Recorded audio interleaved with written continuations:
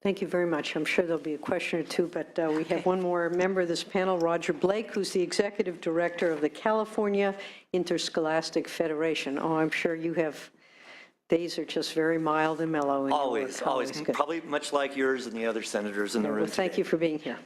Thank you for inviting me. Thank you for the opportunity. And I'm going to change what because let's just cut to it. I'm sad to be here. We shouldn't be here. It's 42 years, really? We're still here talking about Title IX. In my job, I've been in the office now 17 years. This is my third year as the executive director. When I first came into the state office, one of my jobs and duties was Title IX. What are we going to do? How do we make this better for our schools? How do I help her as a school site principal? I was a school teacher, coach, school district, school site administrator, and then up to the district office. I think it's fortunate I've seen all different sides of this issue. And it's sad that we're here talking about it. That you had to write a bill last year to try to get schools to say how many boys play sports, how many girls, and how many teams. I mean, it's ridiculous.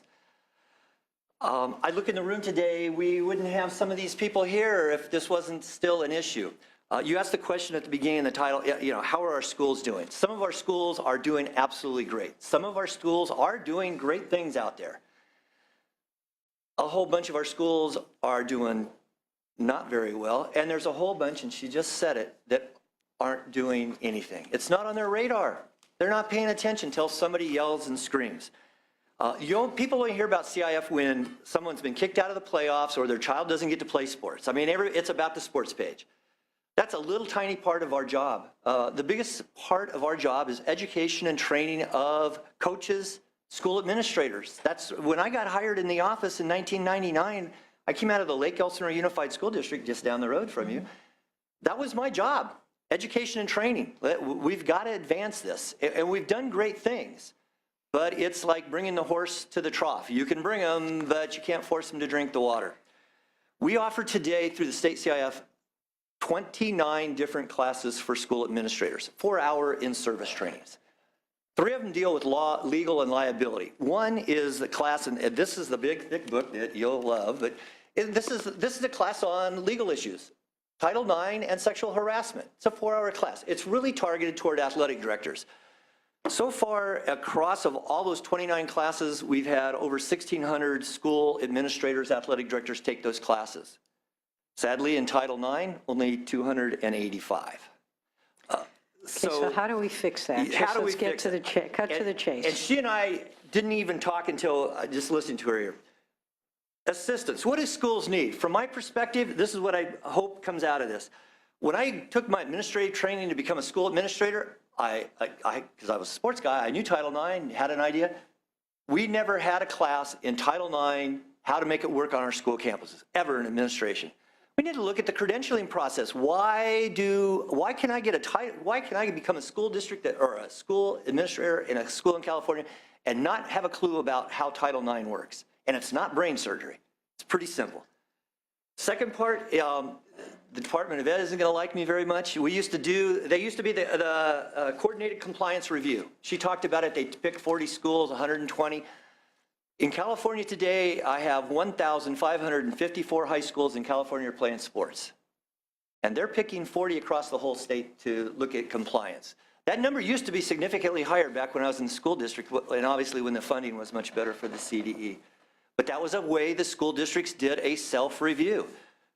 The third thing, that's the first thing. It's education and training of school administrators. We have these classes. On our website, CIF, she talks about doing the surveys for her school. I hope you didn't reinvent the wheel. We found some of the best ones that school districts are doing, and we've got them up on our website. I mean, there's so many assets that are out there for free. The Women's Law Center, they don't want to go to court. OCR does not want to be in court. She certainly doesn't want. The school district she was referring to, I was down there trying to tell them, and when the case first, are you nuts? You're on the wrong side of this. Look at this. Those pictures are a lot better than it actually was if you were there in person. We need to train and educate our school people, and they think it's hard. It's not. And I'll finish with this, if you just indulge me for 30 seconds, and I'll pick on your staffer and the senator. When I do presentations with administrators, I go, there's my son and there's my daughter. as a parent, you and I as a parents, we treat them the same, or at least we try to. But I recognize as mom and dad, my daughter has different needs than my son. Title IX recognizes that my sons and daughters have different needs. It just means we treat them the same. It means, and this is where it just kills the school people, my son, I don't take him to Nordstrom's and my daughter to Target. That's not treating them the same. We wouldn't do that. And the example she gave about the Booster Club, the Booster Club is Uncle Bob. If Uncle Bob keeps coming all the time and giving something to my son, what do we say as adults, as moms and dads? No, you can't do that anymore, or you got to, come on, we got to figure out how to make this work. That's the responsibility of the school administrator. Tell Uncle Bob, the Booster Club, no, we can't do this. Or yes, we can. How do we make it work for both sides? The last suggestion I have, and I found this out when I was leaving my school district and we were in rapid growth in Southern California. The office, and I don't know the correct name, when my school district was building multiple schools, I ended up being the person making sure the architectural designs were equal on the boys and the girls side. And I was going nuts. It got approved up here in Sacramento, and how come this is the girls' locker room and here's the boys? That's not right. We've got to fix this. There's no check mark on compliance when they're doing the reviews of new school buildings on the athletic side. At least there wasn't. Now, I could be wrong. It may have changed, but I don't think it has. There's no check mark to anybody that sits there and looks at those plans and says, the boys' team room is 1,200 square feet and the girls is 4.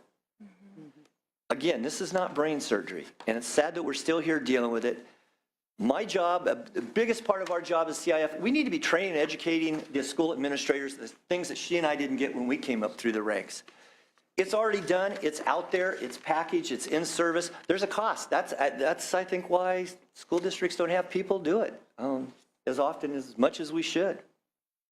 So those are my takeaways. Thank you very much. Much appreciated. And, you know, I think we all have stories. I remember as a kid back east in the middle of winter wanting to play, you know, we'd get the girls' basketball team together. We had to wait till the boys were done. We had to arrange rides home in the middle of winter. We'd be there, we'd get on the basketball court at 5 or 5:30 and discover that the janitor had locked the lights were under lock and key, and it had locked the key, the lights were out, and he had gone home. And there we were stranded after making that effort to try to stay late, get rides home, miss dinner, because we wanted to play basketball, and we weren't able to do it. And these are, you know, as you say, this is, I like the comparison. You don't just take one child to Nordstrom and the other to Target. You know, one might like going to one different kind of store, but they have to be fairly equal. And the fact that the materials are there is frustrating that we're not doing much. Let me ask one question, and then I'll open it up to others if they have them. Clearly, you know, money is an issue. How do we incentivize? How do we either give a carrot or a stick that says, just, we need you to be educated on Title IX? As you say, it's 42 years old, and, you know, I think it's one of the greatest civil rights acts in our time. What do you suggest we do that's going to get the attention of school districts and make them come to the table on this? You want to speak from the Senator, school side first? Or, you know, if I might just, you know, add briefly, I think purse strings are often, you know, where the change could lie, in the sense that as our Office for Civil Rights, you know, co-panelists mentioned earlier, and I believe, you know, has been discussed, no federal funds have ever been cut for a school not complying with Title IX. And to me, that is the biggest stick imaginable. While I don't want schools to have fewer funds, I still think that people pay attention when they know their budgets will be cut because of noncompliance. But secondly, positively, I do think that we need more funds for training statewide at all school sites, because people, I do believe, want to learn, but they don't necessarily have the expertise, and we need to coordinate the pre-existing resources so that they're getting to the administrators, parents, and students, and coaches. Thank you. Appreciate that. Do you want to 30 seconds, and then if we have any questions. No, the only other thing I was going to add is I do agree, but in all honesty, as our superintendent got ahead of it, we had a meeting as a district regarding Title IX, and there was an in-service. If my superintendent, as we come and go and leave our seats, if he were to just ask and say, hey, these are the trainings that are available, you all need to go. It's done. We're there. We don't need anything else but our boss to tell us we need to be there. Got it. Best thing that's happened, the new leadership in education across California is a generation younger than I, and they have sons and daughters, and they grew up playing high school sports, the men and the women. And the most complaints I get in my office today from schools and parents calling, are dads. Why is my daughter not having this opportunity? This is not right. It's changing, but again, it's sad that we're having to deal with it. Incentivize them. She said, as educators, you got to threaten them. Sorry. I will not go to the AXA office tomorrow because I'll be run out of town, but that's the bottom line. They do want to do right. They just don't, they think it's complicated. It's not. It's easy. Thank you. Any questions or comments? Thank you, folks, very much. Very helpful, and thank you for the work you're doing to see to it that everybody gets that opportunity in athletics. Next, we're going to get into the area of sexual harassment and assault, another very important and very current topic for a variety of reasons. Would Casara Williams, Samantha Caderna Reeves, and Julie Hall Panameno, do I have this right? All right, so this will be the next portion of our panel. And Casara Williams, staff attorney with Equal Rights Advocates, if you would proceed, and because I'm running way late here, if you could try to keep your remarks to 5 minutes, that would be very helpful. I will do. I apologize. I will do my best. Thank you. Good afternoon. I'm Casara Williams. I am staff attorney at Equal Rights Advocates, a nonprofit legal organization that has led the nation in efforts to give girls a fair chance to succeed at work and school. For years, ERA has been at the forefront of issues related to sexual harassment and discrimination, and we've represented multiple students who have been sexually harassed, assaulted, and discriminated against in school settings. As you've already heard, Title IX is a federal law that was passed more than 40 years ago. And ERA has utilized litigation, legislative advocacy, and public education to inform women and girls of their rights and to help them obtain protections under the law. ERA has a toll-free advice and counseling hotline. We hear from thousands of young women every year about their issues at school and work. And as the lead attorney on ERA's education equity campaign, I speak to many of these callers myself individually. Over the past year, I would say the majority of the people I spoke to are having issues at school because they simply don't know their rights. The schools are not doing a good job informing them of their rights, and they're not sufficiently conducting their investigations as to their complaints. We were recently contacted by students from a local high school about an ongoing harassment and Title IX issue that is occurring.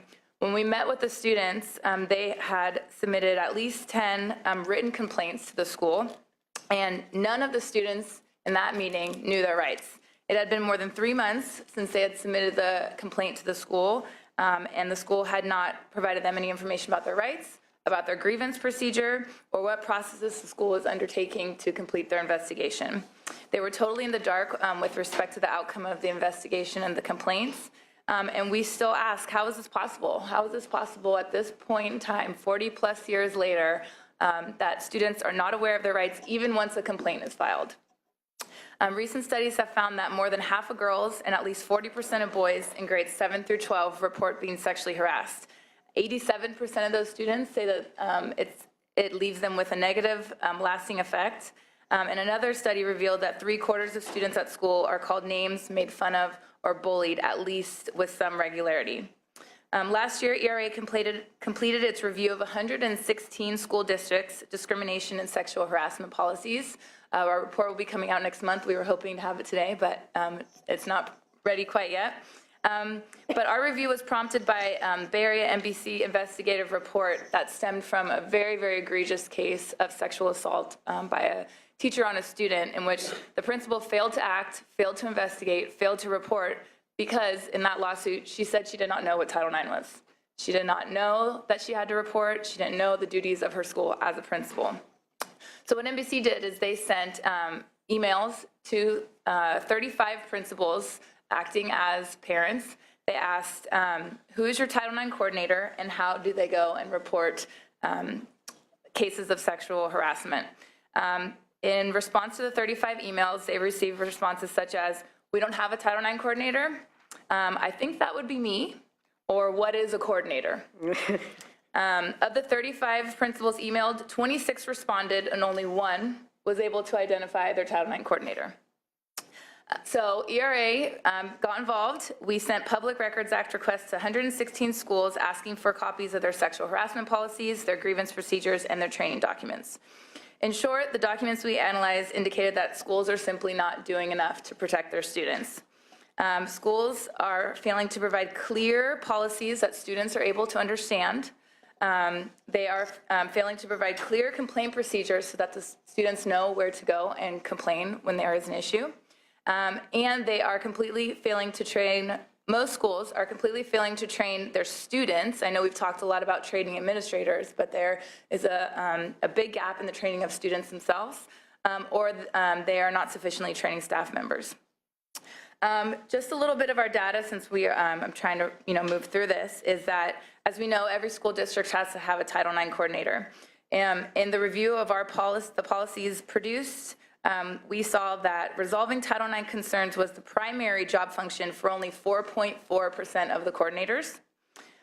Only 68% of the coordinators were responsible for receiving and investigating Title IX complaints, but the majority of the coordinators did little to ensure that the district was in compliance. Only 6.3% of the coordinators reviewed the Title IX grievance procedures or reviewed the school's policies and practice to ensure their effectiveness. Additionally, the documents show that only 8.4% of the coordinators reviewed the school's policies and practice to ensure that they were non-discriminatory. These numbers are unacceptable and staggering. We recently learned from one school that they have had a Title IX listed as their coordinator for 12 years. It was not until this fall that this person knew they were the Title IX coordinator. This person works in the HR department and has no contact with the students. And it wasn't until a case that will be talked about a little bit later came about that they even know that they were this person for 12 years. Moving forward to what needs to be provided to the students, every school district must have a non-discriminatory policy and must provide it to the students. What Title IX does not specify is what types of discrimination has to be included. Sex discrimination in the documents we reviewed was mentioned in only 91%, so there was still a big gap. Gender discrimination was only mentioned in 86% of the policies, sexual harassment in 85%, and gender identity, which someone mentioned as a large issue, was only mentioned in 52% of the policies. Even more troubling is that sexual assault and rape was only mentioned in approximately 26% of the policies. As we know, as someone mentioned, sexual assault and rape on the college campus is a major crisis of women. We've learned that 1 in 5 or 20% of young women will be sexually assaulted while they're in college. And we at ERA feel that training of the students at the earlier age, this K through 12 level, can help provide students with the knowledge that they need before getting to college and facing these more serious issues like sexual assault and rape. I will skip through there. With respect to the training and the staff members, which have been talked about a lot today, only 1/3 of the schools that produced documents actually provided any training documents.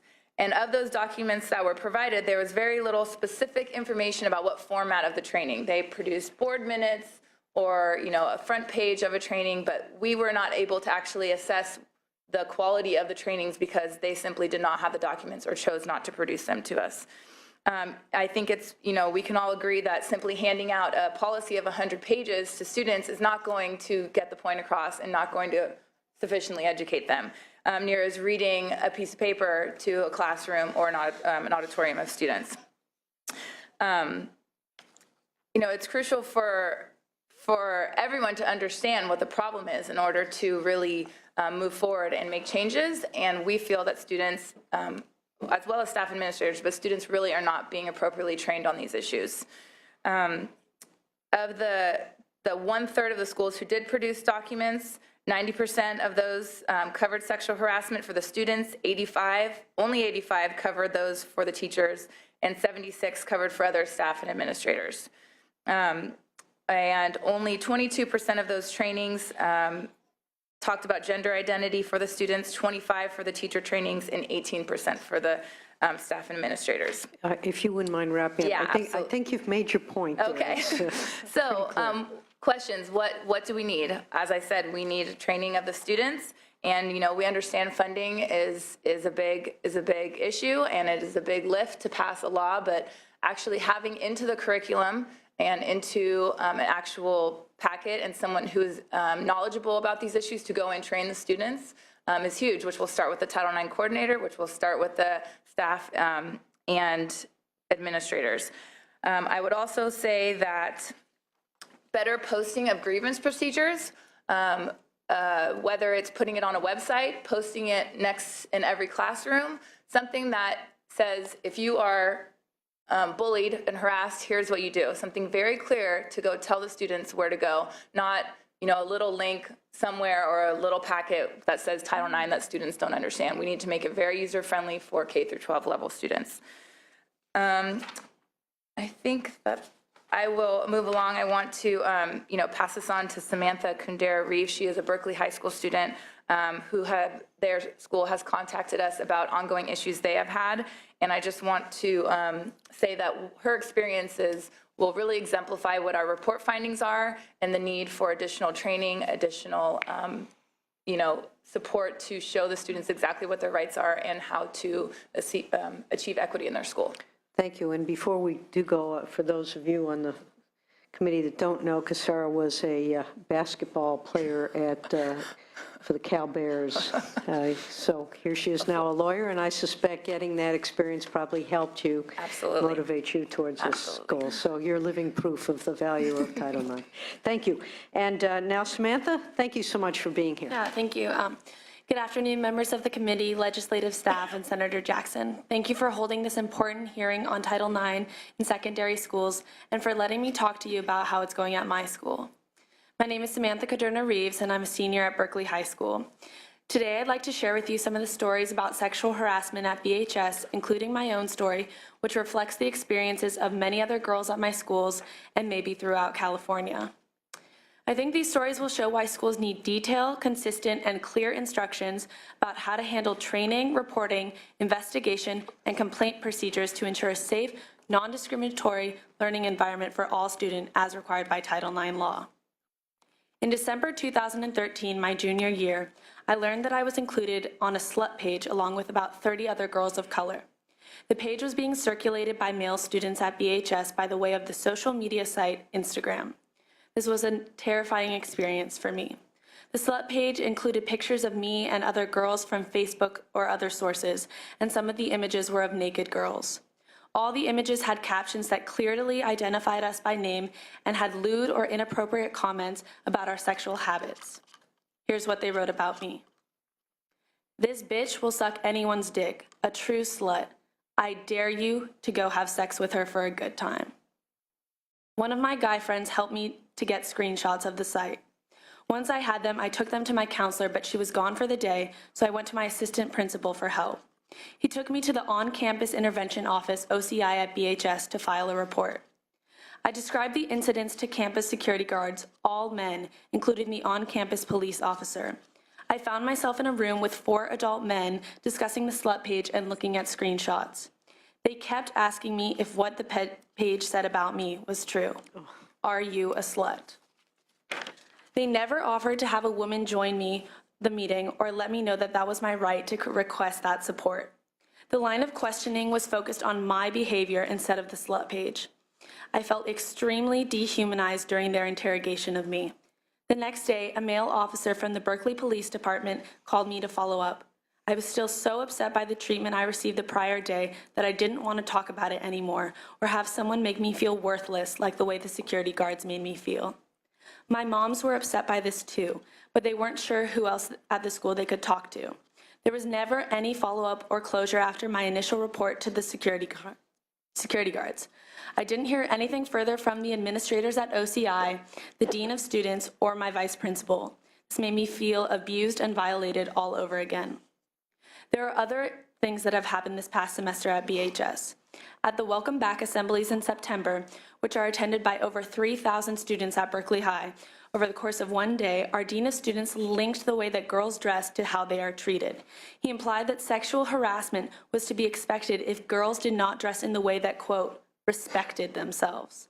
The boys in the audience laughed and clapped at this remark. I stood up from the back of the auditorium where I was sitting, shouted in front of 500 other students, "You can't say that." The dean invited me up to the stage, and we had some dialogue about it in front of the whole audience. He didn't take back what he said, but I was glad he let me speak.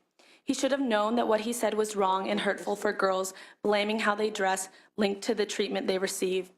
I later learned from friends that he made the exact same comments at each of the 6 assemblies that day, and each time boys in the audience hooted or laughed or applauded at his remarks, unchecked.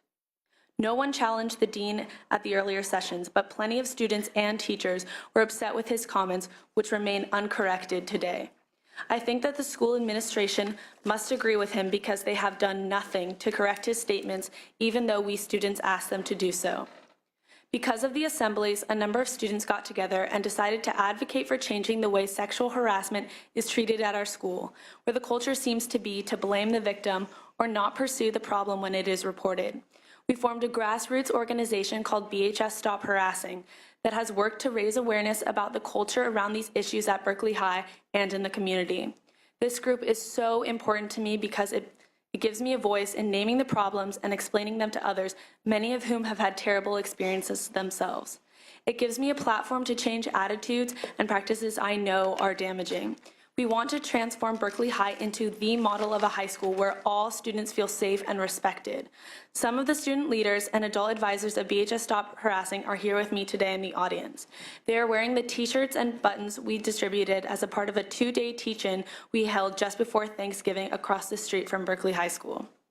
During our teach-in, we collected over 750 signatures to a petition calling for evidence-based education about sexual harassment for students, teachers, and staff. We presented the petition to BUSD School Board in December, where 12 brave young girls shared their awful personal experiences with sexual harassment at Berkeley High School, so the board would understand that there was real harm being done and was going unaddressed by the administration. A video link to our presentation is available on the BUSD School Board website under the public comment section of the December 12, 2014 meeting. There are other problems at Berkeley High School. It is also my understanding that Berkeley High was found in violation of Title IX by the Office of Civil Rights after a lawsuit was filed against the school due to harassment of a student by a male guidance counselor. While I was not at the school when it was reported, I know that that counselor is still employed at the school and is still able to see female students. I can't figure out why he is permitted to see female students and feel badly that some girls do not get the support they need because of the continuing issues at Berkeley High, even 5 years after the lawsuit. There have been more social media incidents this year at Berkeley High, including lewd and inappropriate comments about girls. One on Instagram resulted in the suspension of several male students. Their suspensions were suddenly reversed. I don't know what happened and why they were reversed because the school never told anyone what their reasoning was. The girls affected by this incident have had a rough time. The statements they made in their initial report of the incident were shared with the boys, who were able to figure out the identity of the girls who complained. The boys publicly or verbally abused the girls at school. In addition to not knowing the school's decision or rationale for reversing the suspension, a BHS lawyer met with the girls individually and challenged their initial statements to minimize these issues. Some of the boys have since retaliated against the girls through physical intimidation, threats, posting of some girl's phone number to an anonymous site, destruction of property, and in one case, unwanted touching. Many of the girls reported the retaliatory acts to the lawyer when they were interviewed for the second time about their testimonies. As best as I can tell, the school has done nothing about this, even though 3 of the girls who presented the education petition to the school board and described their ongoing retaliation. Earlier, Ms. Williams talked about the need for a clear guidance to K-12 schools about specific policies and programs that can effectively prevent sexual harassment and enable schools to respond appropriately when incidents occur. ERA has volunteers to do Title IX trainings for BHS Stop Harassing group, but this should be something that our schools should be providing to us also. I hope that my testimony today has helped you see that Berkeley High School could really use more guidance in both of these areas so that administrators can ensure a safe learning environment for all students. Thank you for listening to me. That's a horrifying story. It's just hard to believe, and at Berkeley High, I guess I shouldn't say of all places, but I guess this goes on throughout the state. My question isn't so much They need training. Why isn't there any enforcement? Why aren't there any consequences to this behavior? Clearly, there's a problem at the school, assuming these allegations, I'll put on my lawyer hat, assuming what you say is true. Has there been any effort to sanction this behavior that has not succeeded because of something we might be able to do to put some teeth into the law? Or if you could just give us a brief explanation. It's a little off topic, but this story is so upsetting that it deserves some kind of response. Yeah, And thank you for your courage in stepping forward. I will say that ERA is evaluating, that side of the case, other than, it's great that they're becoming student activists, but ERA is evaluating, the case on the litigation side right now. Can't really speak to that just yet, but I think the fact that OCR found them in violation, including my understanding, I was not involved in that case, but they ordered them to change their policy, and the policy, based on what I know, still has not been changed 5 years later. And if OCR is not following up on their own decisions and their own agreements to enforce the actual decisions that they made, and not taking away funding or not actually issuing any sanctions, there's not much that can be done about this, pre-litigation or non-litigation agreement. And unfortunately, that was my case to have followed up on. I do know there's some movement as far as the policy goes, but 5 years later seems a little bit